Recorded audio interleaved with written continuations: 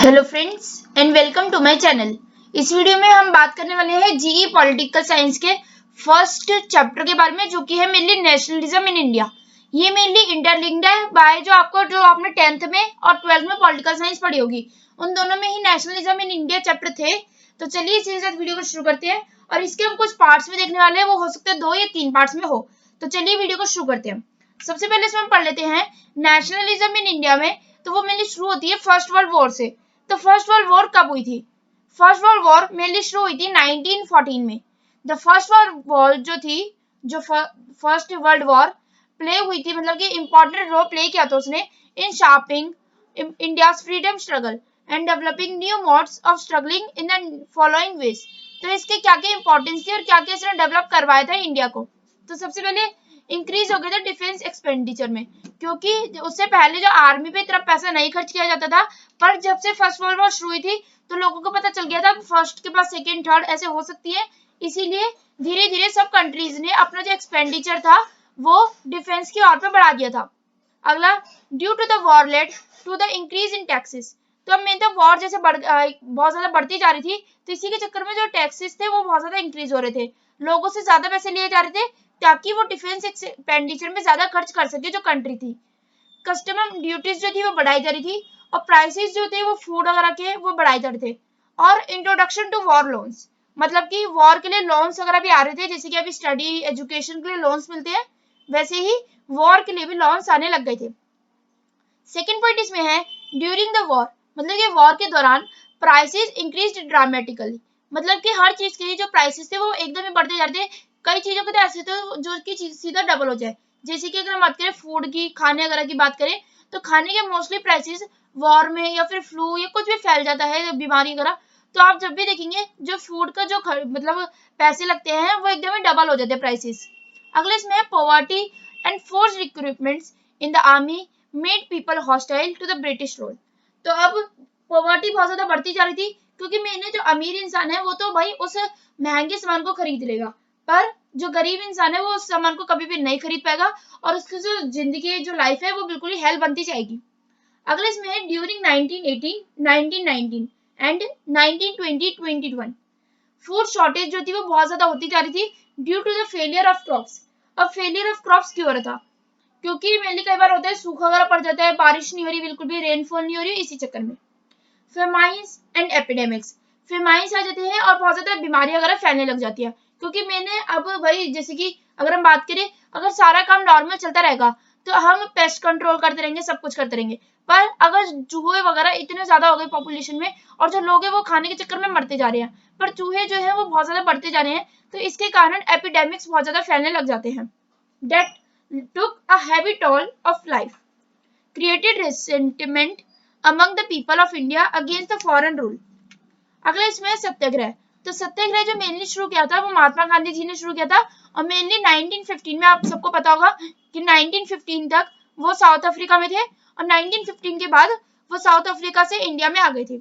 तो मैं आपको पहले बता दूं, नेशनलिज्म इन इंडिया जो है वो बहुत ही बड़ा चैप्टर है, और इसके लिए मैं आपको कम से कम 2 से 3 चैप्टर्स या कम से कम 10 के करीब वीडियोस आने वाली हैं, सारे ही जितने भी, क्योंकि सेमेस्टर 1 में आपके लिए सिर्फ 5 से 6 ही चैप्टर है, तो उन सबको आपको अच्छे से पढ़ के जाना पड़ेगा अगर आपके ओपन या फिर नॉर्मल स्कूल कॉलेज वगैरह में पेपर होते हैं। अगला इसमें है सत्याग्रह। तो the idea of satyagraha emphasised the power of truth and need to research for truth. Mainly satyagraha क्यों शुरू किया गया था कि ताकि जो सच्चाई की पावर है उसे बढ़ाया जा सके। It suggested that if the cause was true, if the struggle was against injustice, then physical force was not necessary to fight the oppressor. तो ये महात्मा गांधी जी ने ही कहा था कि भाई अगर तुम सच बोल रहे हो और अगर तुम सच के साथ खड़े हो और तुम झूठ के लिए लड़ाई कर रहे हो, तो कभी भी फिजिकल फोर्स की जरूरत नहीं है, तुम अपने मतलब कि दम से नॉर्मल मूवमेंट्स वगैरह चलाकर उसमें भी अपनी जो लड़ाई है, जो जंग है, वो जीत सकते हो। Mahatma Gandhi believed satyagraha could unite all Indians. तो महात्मा गांधी जो थे उन्हें बिलीव था कि सत्याग्रह से एक दिन पूरा इंडिया एक साथ हो जाएगा। एप्लीकेशन ऑफ गांधी जी सत्याग्रह। तब जो भाई गांधी जी ने जो सत्याग्रह लॉन्च तो कर दिया था, पर अभी कैसे कैसे सत्याग्रह लॉन्च किया गया पूरा, तो आपको पता होगा 3 बहुत जबरदस्त जो थी, हम कह सकते हैं मूवमेंट्स वगैरह हुई थी। पहला था चंपारण में, दूसरा अहमदाबाद में, और तीसरा एक जगह था जो कि था खेड़ा। जिसे हम मेनली बहुत बच्चे जो वैसे भी याद कर लेते हैं CKA। तो ये तो जब बच्चे वर्ड के सबसे याद कर लेते हैं, पर मेनली आपको पता होना चाहिए चंपारण, खेड़ा और अहमदाबाद। और अब मैं आपको इसमें एक चीज और बता दूं, कई बार बच्चे कहते हैं कि भाई जैसे कि इसमें आप देखेंगे तो इसमें लिखा है 1916 में चंपारण शुरू हुआ था, 1917 में खेड़ा और 1918 में अहमदाबाद। पर अगर आप अपने पेपर में लिखते हो तो हमेशा ये लिखना कि जो चंपारण का था वो 1916 में ना लिख के आप लिखेंगे 1916 टू 1917। और जो गांधी जी मतलब कि और जो गांधी जी का जो खेड़ा था और गांधी जी का जो दूसरा अहमदाबाद में था, उन दोनों के आप वैसे ही लिखोगे 1917 खेड़ा के लिए और 1918 अहमदाबाद के लिए। मेनली आपको चंपारण के लिए पता होना चाहिए, क्योंकि बहुत बार बच्चे गलत कर देते हैं कि सिर्फ 1916 लिख देते हैं। चंपारण जो था वो कभी भी 1916 में ही नहीं चला था, उसका जो एंड हो पाया था वो 1917 तक हो पाया था। तो चलिए इसी के साथ इसको पूरा पढ़ लेते एक बार। In 1916 Gandhi ji organised satyagraha against the oppressive plantation system in Champaran Bihar. तो मेनली भाई बहुत ज्यादा प्लांटेशन सिस्टम बहुत ज्यादा खराब हो रहा था, और ये आपने चंपारण का पूरा चैप्टर भी पढ़ा होगा अपना क्लास 12 इंग्लिश में, जिन बच्चों ने भी CBSE से करी है। 1917 में गांधी जी ने सत्याग्रह शुरू किया था खेड़ा में, जो कि डिस्ट्रिक्ट है गुजरात का। उन्होंने डिमांड करी थी for the relaxation of revenue tax owing to the poverty experienced by the farmers because of the outbreak of the plague and crop failure। Main था उन लोगों से जो फार्मर्स थे उनसे इतना ज्यादा टैक्स लिया जा रहा था, और उसके बाद जो मतलब कि उनके फार्मिंग के चक्कर में उनको से टैक्स लिया जा रहा था, और जो उनके जो मतलब वो फार्मर्स थे उनके यहाँ पे तो प्लेग बहुत ज्यादा फैल रहा था। और प्लेग एक ऐसी बीमारी होती है जिसमें हाफ ऑफ द पॉपुलेशन कई बार डेथ हो जाती है। और अगला दूसरा है क्रॉप फेलियर। तो यहाँ पे जो होता है क्रॉप बहुत जल्दी फेल होने लग जाते हैं। इसका मतलब कि भाई जो अच्छे से प्रोडक्शन है फूड प्रोडक्शन वो अच्छे से नहीं हो पा रही है। अगला इसमें 1918 में, तो 1918 में गांधी जी ने ऑर्गेनाइज किया था एक satyagraha against the cotton mill worker in Ahmedabad. अगला इसमें रॉलेट एक्ट। तो रॉलेट एक्ट जो था वो 1919 में ब्रिटिश गवर्नर ने पास किया था। अब आप सोच रहे कि भाई रॉलेट एक्ट की जरूरत क्या पड़ गई हमारी कंट्री को। तो इस एक्ट में मेनली क्या हुआ था, this act gave the government enormous power for repressing political activities and allowed detention of political prisoners for 2 years without any trial। तो इससे लोगों को पावर दे दी गई थी, जो ब्रिटिशर्स थे उन्हें पावर दे दी गई थी कि आप किसी भी इंसान को 2 साल तक के लिए प्रिजन में मतलब कि जेल में बंद कर सकते हो, और कोई भी जरूरत नहीं है, आपको कोई भी सबूत देने की जरूरत नहीं पड़ेगी। अगला है ऑपोजिशन कौन थे, मतलब कि कुछ लोग ऐसे भी थे जो कि ऑपोजिशन में थे, उन्हें एक्ट पसंद नहीं था, और मोस्टली जितने भी इंडियंस थे उनको ये एक्ट बिल्कुल भी पसंद नहीं आया था। तो 6 अप्रैल 1919 को गांधी जी ने स्टार्ट कर दिया था non violent civil disobedience movement for oppressing the Rowlatt Act with national wide हार्डशोल्ड। मतलब कि मेनली गांधी जी ने शुरू किया था 6 अप्रैल 1919 में एक मूवमेंट जिसे हम कहते हैं non violent civil disobedience movement, ताकि वो रॉलेट एक्ट को खत्म कर सके। Shops were closed. तभी जो non violent civil disobedience movement शुरू हुआ था, इसमें मेनली क्या क्या हुआ था, जितनी भी शॉप्स थी वो सब क्लोज कर दी गई थी, रैलीज बहुत जबरदस्त ऑर्गेनाइज कर दी गई थी, और जो रेल के वर्कशॉप जो थे वर्कर्स थे वो भी स्ट्राइक्स में आ गए थे।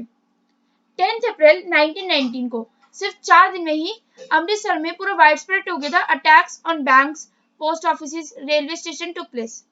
अब ब्रिटिश का रिस्पांस क्या था इसमें, government brutally repressed the nationalist. तो उन्होंने बहुत ज्यादा लोगों को मारा था इससे स्ट्राइक्स में, और मार्शल लॉ वो इम्पोज कर दिया गया था, और जिसमें कि जनरल डायर ने कमांड ले ली थी। और जो आपको पता होगा अमृतसर में एक बहुत ज्यादा बड़ा जो कहते हैं एक कांड हो गया था जिसे हम कहते हैं अमृतसर में, तो वो है जलियनवाला बाग मास्कर, जो कि मेनली हुआ था 13 अप्रैल 1919 में। तो इसे आप देख सकते हैं कि भाई ब्रिटिश भी कितनी जल्दी जल्दी एक्टिव रहती थी और इंडियंस भी कितनी जल्दी एक्टिव रहते थे। 6 अप्रैल को पहले तो हमारा सबसे पहले हमारा रॉलेट एक्ट शुरू हुआ, 6 अप्रैल को ही non violent civil disobedience movement शुरू हो गया, और 10 अप्रैल को सिर्फ 4 दिनों के अंदर में इतना लोगों ने अटैक कर दिया कि उन्हें अपना जो एक्ट था रॉलेट एक्ट उसे हटाकर जलियांवाला बाग मास्कर मतलब कि शुरू करना पड़ा, जिसमें कि मतलब कि वो इतना डर गए थे और लोगों को रोकने के लिए उन्होंने ये चीज की और बहुत सारे लोगों को मारा। अब हम इसमें देख लेते हैं जलियांवाला बाग मास्कर में क्या हुआ था। ये पेपर में बहुत बार इसके टॉपिक के ऊपर क्वेश्चन आता है, तो इसीलिए आपको इस टॉपिक को जरूर अच्छे से पढ़ लेना है। तो सबसे पहले मैं आपको इसमें बता दूं, बहुत सारे लोगों की इसमें डेथ हुई थी जो कि मेनली जलियांवाला बाग मास्कर में आए हुए थे, मतलब कि जलियांवाला बाग में आए हुए थे जो कि था अमृतसर में, और वो मेनली अटेंड करने आए थे एक बैसाखी फेयर को, annual Baisakhi fair. General Ryan ने एक सराउंड कर लिया था पार्क को और वहां पे ओपन फायरिंग शुरू कर दी थी, जहां पे किल्ड हंड्रेड्स ऑफ पीपल। तो आप एक बार गूगल पे भी सर्च कर सकते हैं कि कितने लोगों की एग्जैक्ट डेथ हुई थी, तो ये भी आपको मिल जाएगा कि कितने लोगों की डेथ वगैरह हुई थी। तो अगर आप जो ज्यादा नंबर्स वगैरह लिखते हैं तो, या फिर कि भाई कितने लोगों की डेथ हुई थी, कितने लोग बचे थे, सब कुछ अगर आप लिखते हैं तो पेपर में आपको और ज्यादा नंबर मिलने के चांसेस हो जाते हैं। तो जलियांवाला बाग मास्केयर में जो हुआ था वो मेनली क्या हुआ था, आफ्टर वर्क, मतलब कि उसके बाद आखिर क्या हुआ था, क्या क्या रिस्पॉन्स मिला था, क्या उसका हम कह सकते हैं रिजल्ट रहा था। Crowds took to the streets in many north Indian towns. तो जो बहुत सारे लोग जो थे वो सीधा अपने टाउन्स में आ गए थे, बाहर स्ट्रीट्स पे स्ट्राइक्स हो गई थी, बहुत ज्यादा क्लैशेस हो गए थे with the police, and attacks on government buildings were extensively witnessed. तो बहुत सारी गवर्नमेंट बिल्डिंग्स को जला दिया गया था, अटैक कर दिया गया था। ब्रिटिश ने एक ब्रूटल मतलब कि रिप्रेशन करा था, जिसमें कि seeking to humiliate and terrorist people, मतलब कि लोगों की तो डराना, टेरराइज करना, और दूसरा लोगों को बिल्कुल ही मतलब कि एकदम कमजोर बना दिया था। पीपल वर फ्लॉग्ड एंड विलेजेस वर बोम्ड। तो बहुत सारे विलेजेस थे वहां पे बॉम्ब वगैरह लगा दिए गए थे और बहुत सारे लोगों को मारा गया था। This violence forced Gandhi to stop the movement. तो इसी के कारण गांधी जी ने हमेशा एक ही चीज कही थी कि कभी भी अगर तुम सच के लिए लड़ रहे हो तो कभी भी अपने फिजिकल आर्म्स है उसको यूज मत करो, मतलब कि कोई भी फिजिकली चीज यूज मत करो कि भाई तुम मार रहे हो लोगों को, ये चीजें मत करो। सिर्फ नॉर्मल स्ट्राइक्स वगैरह करो, जिससे कि अगर सच के खिलाफ कभी भी तुम लड़ रहे होगे तो हमेशा तुम्हारी ही जीत होगी।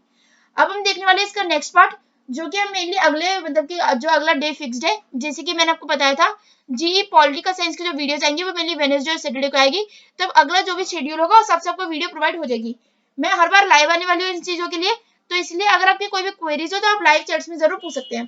तब तक के लिए thanks for watching, bye bye.